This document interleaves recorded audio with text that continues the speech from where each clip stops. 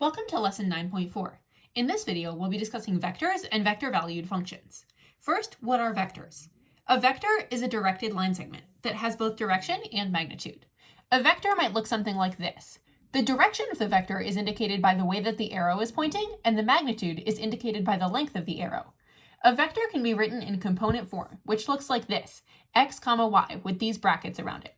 Now, the x component of the vector is however far it's moving in the horizontal direction, and then the y component of the vector is this movement in the vertical direction.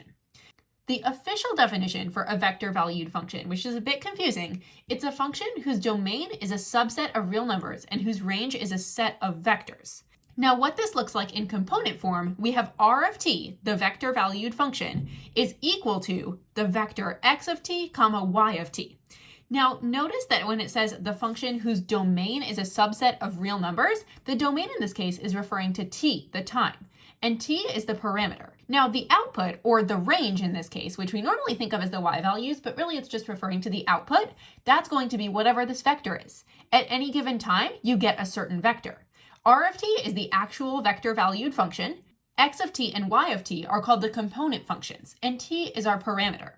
This might kind of ring a bell from parametric equations. If you've taken a physics class, you're also probably familiar with vectors. Now, where the calculus comes into play here is that we can differentiate vector-valued functions.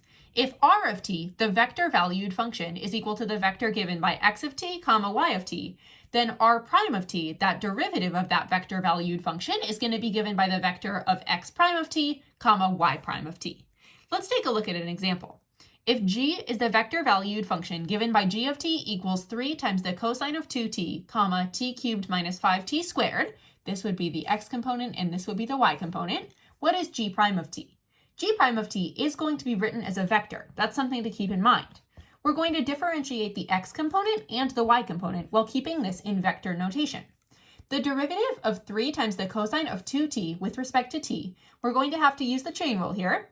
This would be negative 3 times the sine of 2t, and then we would be multiplying that entire thing by a 2, the derivative of the inside.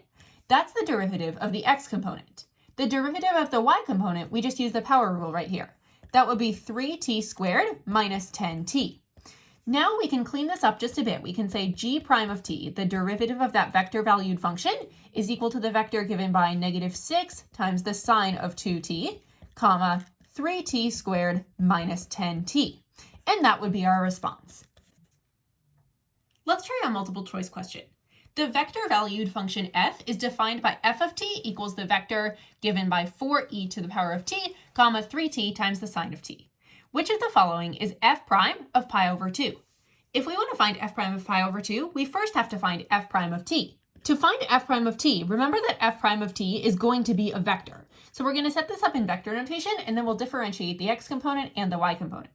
The derivative of 4e to the power of t is going to be a 4e to the power of t, since e to the power of t is its own derivative. For the derivative of the y component, 3t times the sine of t, we'll use the product rule. So we do the first function, which in this case is 3t, times the derivative of the second function, cosine t, plus the second function, sine of t, times the derivative of the first function, which is a 3. Then we just need to plug in this pi over 2. So we'll say f prime of pi over 2. And again, our answer is going to come out being a vector with numbers instead of just these cosines and sines in it. So if we plug in a pi over 2 everywhere that we see a t, we'll get 4e to the power of pi over 2, 3 pi over 2 times the cosine of pi over 2 plus 3, I'm bringing this 3 over to the front, 3 times the sine of pi over 2. Then we can clean this up further by evaluating these trig functions. The cosine of pi over 2 is equal to 0, so this portion is going to go away entirely. 3 times the sine of pi over 2, well, the sine of pi over 2 is just 1, so we're really doing 3 times 1 there, which is just 3. Therefore, this would be our response, 4e to the power of pi over 2, 3. We see that answer choice B matches that vector that we got, so choice B is our correct answer. If h is the vector-valued function defined by h of t equals natural log of 2t, 4 over 3t, then h prime of t equals, the first thing I'm going to do is I'm going to differentiate the x component and the y component. So when I'm finding h prime of t, let's see, if we're taking the derivative of the natural log of 2t, we will have to use the chain rule there.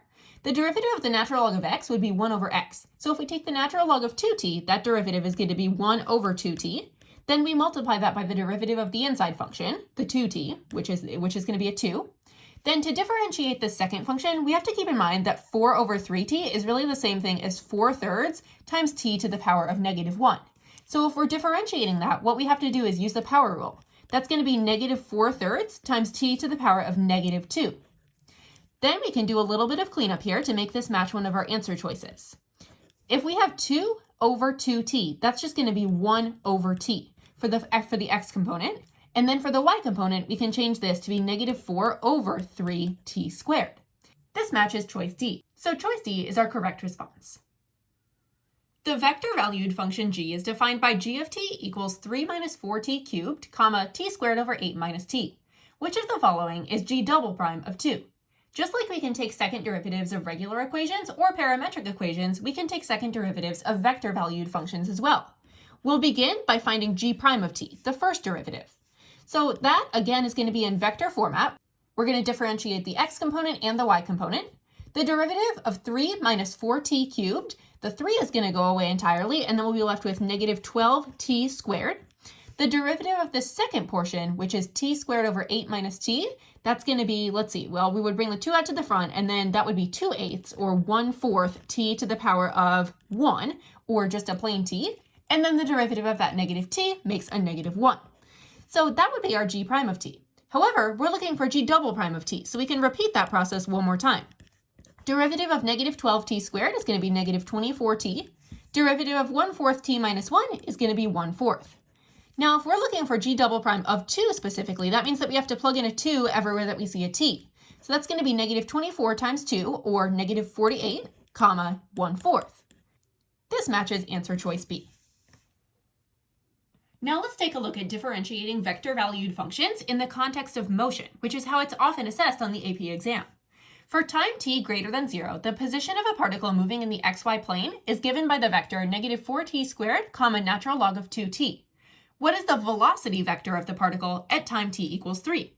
Recall from previous videos that if we're dealing with position and velocity, the relationship between those two is that velocity is the derivative of position.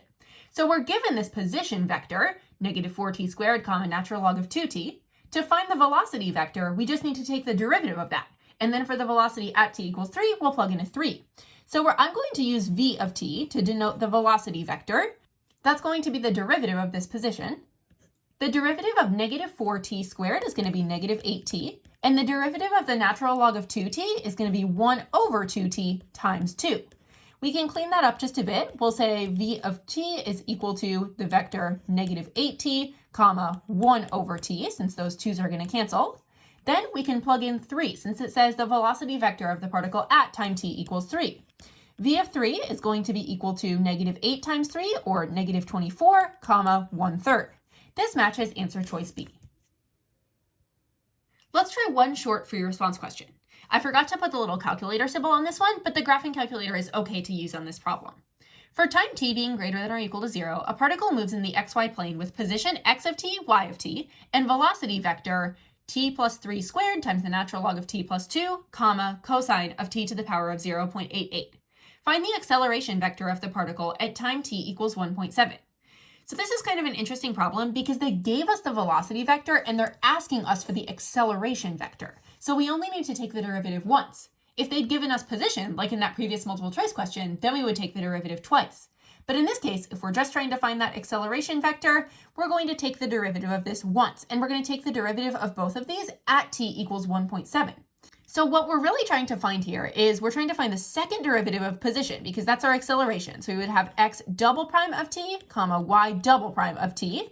And then if we're trying to find it specifically at t equals 1.7, what we're trying to do is find x double prime of 1.7, comma, y double prime of 1.7. Now to plug that into the calculator, we're only going to be taking the first derivative of this right here. So let me show you how that's done. What we would do is we would first hit the math button and then number 8 because that's going to get us a derivative. So hit math 8. We'll take d dx of this first equation, the x component. So I'll type that in. We'll have x plus 3 squared times the natural log of x plus 2. And we're trying to take that derivative at x equals 1.7. That's going to be 18.268. So our x component will be 18.268, 269 if we round. Then we can get the derivative of the y component as well. We would again hit math and then number 8, and we'll say d dx of, and then we'll type in cosine of x to the power of 0.88. And we're trying to find that at x equals 1.7. That's negative 0.825. So now I'm just going to copy down these two values, and that's going to be my acceleration vector. That's the acceleration vector at time t equals 1.7.